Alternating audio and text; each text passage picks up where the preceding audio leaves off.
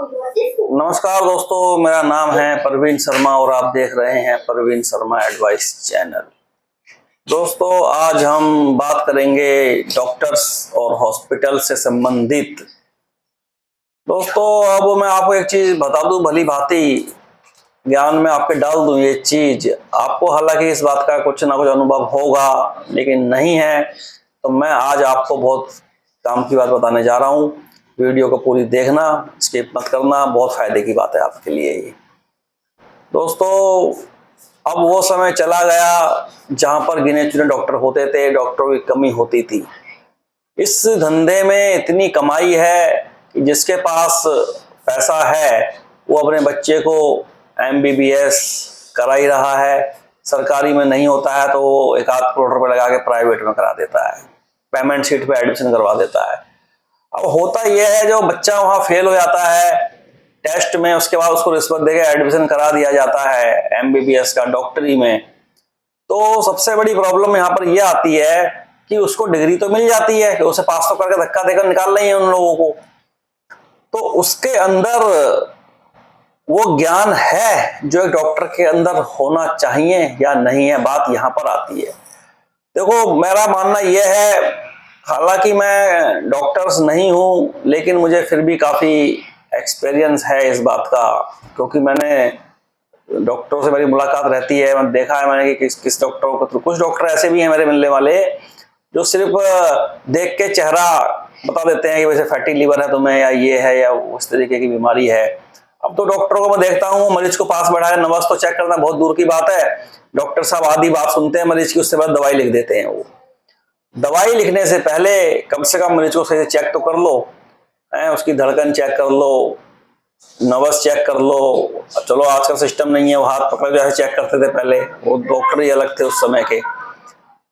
तो ऐसा नहीं है तो आपके उपकरण तो हैं चेक करने के। कई डॉक्टर, चलो बाहर मैंने देखा है, नर्सें बैठी होती है, नंबर जब आपका आएगा उससे पहले वो BP और सब चीज चेक कर लेंगी, लेकिन डॉक्टर का चेक करा हुआ सिस्टम अलग ही होता है। डॉक्टर्स को कम से कम आला लगा के धड़कन वगैरह सब चेक कर लेनी चाहिए एक बार, और BP भी अपने पास से नाप लो, क्योंकि वो बाहर जो ना BP नपता है ना हॉस्पिटलों में, मैंने क्लिनिकों में देखा है, वो ऐसी लपेटा जल्दी जल्दी उन्होंने वैसे करा और जिन हो गया इतना है लिख दिया, तो वो मुझे लगता नहीं है कि सही रिपोर्ट उससे आती होगी। तो आप लोगों से भी कहूंगा दोस्तों, अपने घर में एक मशीन ले लें BP नापने वाली। कोई BP नापना, शुगर टेस्ट करना है, बहुत जरूरी चीज होती है। जिसको शुगर है खासकर, कुछ तो बताएगी वो भाई, 10-5 ऊपर नीचे बता देगी, इससे ऊपर तो कुछ होगा नहीं, पता तो लग ही जाएगा ना आपको अपनी जानकारी का। तो सवाल ये उठता है दोस्तों, अपनी बातें वापस आते हैं, इतने सारे डॉक्टर्स, अब इतने तो मरीज भी नहीं है तो डॉक्टर हो गए हैं। आपको बता दूं, एक कॉलेज के अंदर 1000 या 2000 5,000 10,000 बच्चे पढ़ रहे हैं। अब वो सब क्या, सब MBBS बन जाएंगे, सब डॉक्टर्स बन जाएंगे। और मैं आपको एक कड़वा सच बताने जा रहा हूं जो शायद बहुत कम लोगों को पता होगा। ये लोग जो डॉक्टर्स की ट्रेनिंग कर रहे हैं, वह काफी बच्चे चर्स, ड्रग्स और नशे के आदी हो चुके हैं, अच्छे खासे नशे के आदी हो चुके हैं वो लोग। अब बताओ, ऐसा आदमी जब डॉक्टर बन के आएगा तो उसको दवाइयों के बारे में क्या जानकारी होगी, किस मरीज को कौन सी टैबलेट देनी है, कितनी mg की देनी है, उसका जजमेंट वो कैसे करेगा। भाई ऐसा तो है नहीं कि एक टैबलेट एक नाम से आ गई तो उस टैबलेट के अलग अलग mg होते हैं ना, कि 5 की है, 10 की है, 15 की, 20 की है। अब किस मरीज पर कितनी इफेक्ट वो होगी और कितनी मात्रा में उसको देनी है, तो इस बात का जो जजमेंट है वो बहुत जरूरी है। तो ये जो रिश्वत दे के डॉक्टर बन के आ रहे हैं, ये खाली आके डिग्री तो ले लेंगे, लेकिन मुझे लगता नहीं है ये पेशेंट का इलाज कर पाएंगे, और करेंगे तो सही तरीके से इलाज नहीं कर पाएंगे उसका, ये वो सही नहीं होगा। मैं ये नहीं कह रहा हूं जितने बच्चे सीख के आएंगे सभी गलत है, लेकिन अगर 1 लाख डॉक्टर हमारे यहाँ बनते हैं तो 1 लाख डॉक्टर में जो तजुर्बेकार अच्छे डॉक्टर होंगे दोस्तों, वो 5 ही हजार होंगे ज्यादा से ज्यादा। बाकी 95,000 डॉक्टर्स उन्हें कुछ नहीं आता होगा, और जब तक वो सीखेंगे सही तरीके से तब तक वो बहुत लोगों की जान के लिए खतरा बन चुके होंगे। क्योंकि ऐसे केस भी जो है हमारे यहाँ, रुद्रपुर का ही केस है मेडिसिटी हॉस्पिटल का, पता नहीं रीजन क्या था, मुझे कुछ नहीं पता है उसके बारे में, सही से मैं किसी को वो नहीं करूंगा। अब उस व्यक्ति की मौत कैसे हुई मैं इस पर टिप्पणी नहीं करूंगा, परंतु वहां पर पता नहीं कौन सा इंजेक्शन उनको गलत लग गया, ये बात काफी समय की हो गई है और वो एक्सपायर कर गए। तो सुनने में यही आया कि दवाई गलत लग गई, वो इंजेक्शन गलत लगा दिया बाय मिस्टेक, उससे सब हुआ। बाद में कई बवाल भी हुआ, हॉस्पिटल के अंदर सब कुछ हुआ। परंतु दोस्तों, जिसके परिवार का व्यक्ति चला गया वो वापस नहीं आएगा, चाहे तुम फिर अस्पताल में आग लगा दो, जो भी कर दो, कुछ नहीं होने वाला। तो इसीलिए मेरा आपसे ये कहना है, ये रिक्वेस्ट है, अच्छे डॉक्टर्स के पास ही जाएं और हॉस्पिटल्स में जब भी जाएं तो देख लें तजुर्बे का डॉक्टर है, उसको 20-30 साल हो गए हैं, 10-20 साल 10 साल तो कम से कम हो ही जाने चाहिए उसको प्रैक्टिस करते हुए। ऐसा ना हो जिस डॉक्टर को आप जानते ही नहीं है उससे जाकर दवाई ले लें, आपकी जिंदगी के लिए ये सब घातक हो सकता है। इसको लोग हल्के में लेते हैं डॉक्टर्स को, लेकिन ये जो हमारी दवाइयाँ होती हैं एलोपैथिक, ये दवाई बहुत डेंजर होती हैं। अगर ये ज़्यादा डोज में बाय मिस्टेक आपको गलत दे दी गई तो इसमें आपको बहुत बड़ी एलर्जी भी हो सकती है बॉडी के अंदर, और कई दवाइयाँ ऐसी हैं कि आपको हार्ट अटैक, किडनी फेल या फिर आपकी मौत तक दोस्तों हो सकती है। कई बार डॉक्टर्स लोग तो होते नहीं है, रात को इमरजेंसी में वही होते हैं छोटे डॉक्टर्स, वो आते हैं नींद में होते हैं, इंजेक्शन कौन सा लगाना है, रात को मरीज पहुंचा इमरजेंसी में लगा कोई सा दिया। तो इस प्रकार के भी बहुत सारे केस होते हैं। तो मुझे लगता है 2-4-5% मौतें तो सिर्फ इन्हीं बातों से लोगों की हो जाती हैं, गलत ट्रीटमेंट के कारण। और उसके बाद बिल बनाने में ये कोई कसर छोड़ने वाले नहीं है, तो ये बिल तो पूरा बना देंगे। भले ही आपका जो मरीज है वो दुनिया छोड़ के जा चुका है, तब भी बिल हॉस्पिटल में अच्छे खासे बनेंगे, मोटे बनेंगे। और सबसे बड़ी गुस्सा में इस बात पे आती है, हमारी सरकार हॉस्पिटलों पे कंट्रोल नहीं कर पा रही है। हॉस्पिटल्स के कंट्रोल के मामले में हमारी सरकार, चाहे अभी की सरकार हो बीजेपी, इससे पहले भी बीजेपी, उससे पहले ही बीजेपी, उससे पहले कांग्रेस भी क्यों ना रही हो, जो भी सरकार रही है केंद्र में या राज्य में कहीं भी, इन लोगों पर इनका कोई अंकुश नहीं है। मतलब दबाव इनके ऊपर पूरा है, सरकार के दबाव में ये लोग हैं नहीं जरा सा भी, और ये पुलिस के दबाव में भी नहीं है। मैं आपको बता दूं, पुलिस को में भी अगर आप कंप्लेंट कर दोगे ना तो ये पुलिस वालों को 4 बातें समझा देंगे। अब कोई पुलिस तो एक्सपर्ट है नहीं मेडिकल क्षेत्र की, उनको क्या पता, अब दोबारा मरीज चले गया तो ये तो 1000 चीज समझा सकते हैं उसके मामले में। जैसे मेरा काम ट्रांसपोर्ट का है तो मैं 50 बार समझा सकता हूँ उस काम के बारे में लोगों को, लेकिन सत्यता चीज समझानी चाहिए, गलत चीज समझाना भी कानूनी अपराध है। जब मरीज इनकी गलती से जाता है तो अपनी गलती नहीं मानते हैं, पुलिस में आप कंप्लेंट भी करोगे तो पुलिस की भी हिम्मत नहीं है इनके खिलाफ FIR दर्ज कर ले, या बिल्कुल नहीं होगी दर्ज FIR दर्ज वही उन्हीं केसों में होती है जिन हॉस्पिटलों में बड़े बड़े खुलासे हो जाते हैं, बहुत बड़े बड़े, जो इंटरनेशनल लेवल बातें पहुंच जाती हैं कि यहाँ तो किडनी का वो चल रहा था रैकेट, या हार्ट का, या जो भी है, तो एक अलग मैटर है। लेकिन नॉर्मल आदमी के केस में पुलिस कंप्लेंट नहीं करती है, और शायद इसलिए पुलिस तो वैसे जल्दी से कंप्लेंट किसी भी उसकी चीज की नहीं करती है, इस मैटर में बिल्कुल नहीं करती है, क्योंकि उसका रीजन ये होता है कि पुलिस वालों को समझा देते हैं जी ऐसा हुआ, हम क्या करते हैं, जो ट्रीटमेंट करने का तक करा उसके बाद ही मरीज चले गया। ऐसा नहीं है कि कुछ मरीज चले भी जाते हैं, ट्रीटमेंट सही होने पर भी चले जाते हैं, लेकिन इनकी गलती पर ही बहुत सारे मरीज चले जाते हैं दुनिया छोड़कर। तो इनके ऊपर कोई ऑब्जेक्शन नहीं होता है, बिल्कुल नहीं होता है। और इनकी अब कुछ दवाइयों में तो सरकार ने कैप लगाई है कि यहाँ तक भाई रेट देने से ऊपर नहीं जाने चाहिए, ये हार्ट के जो बाल है उन पर भी कैप लगाई है।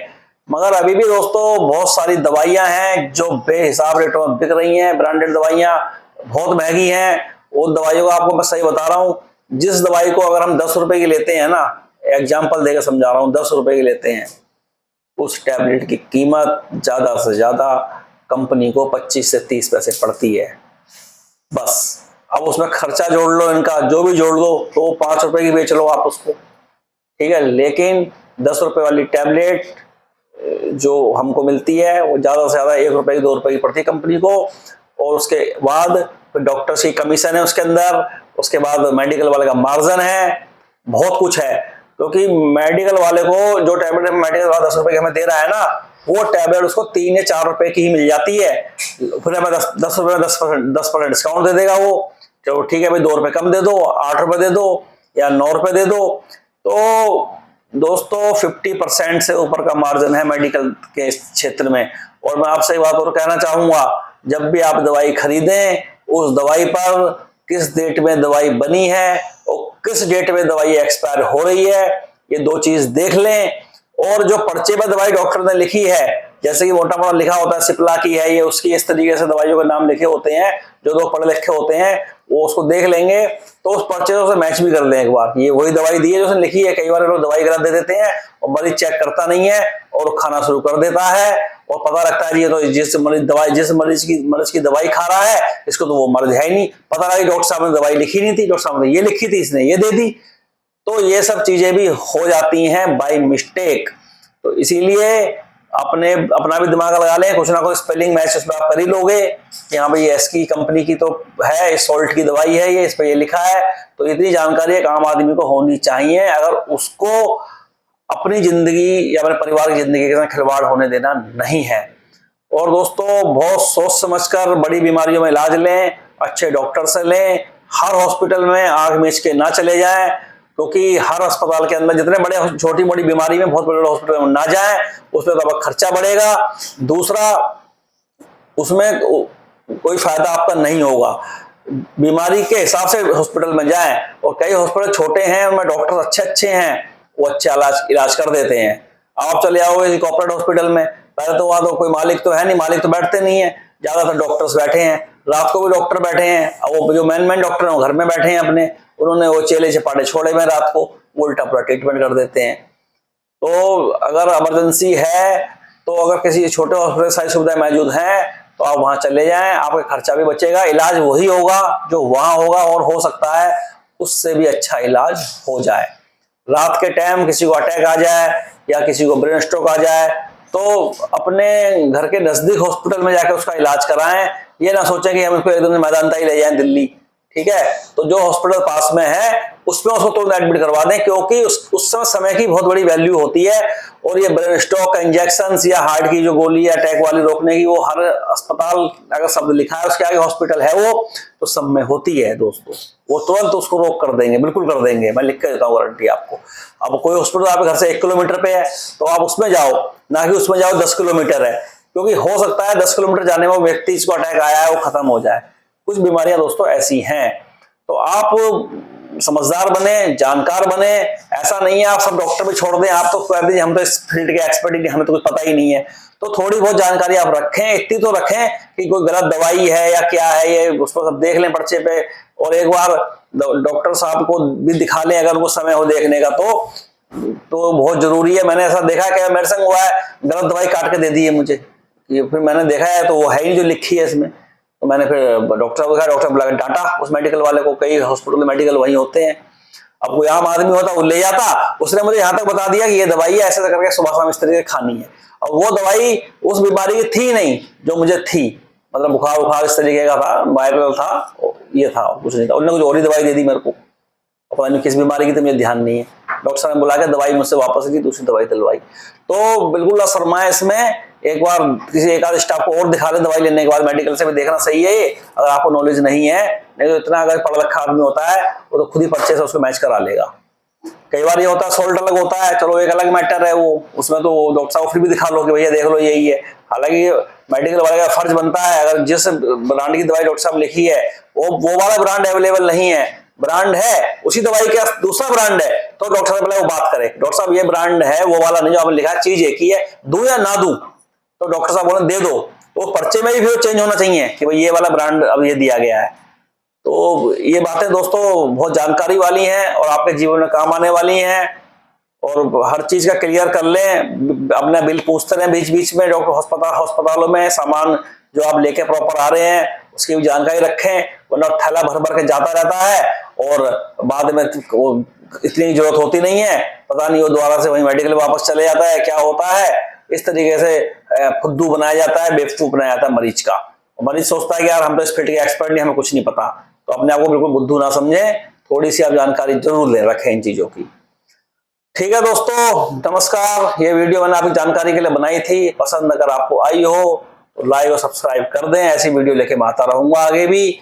नमस्कार दोस्तों।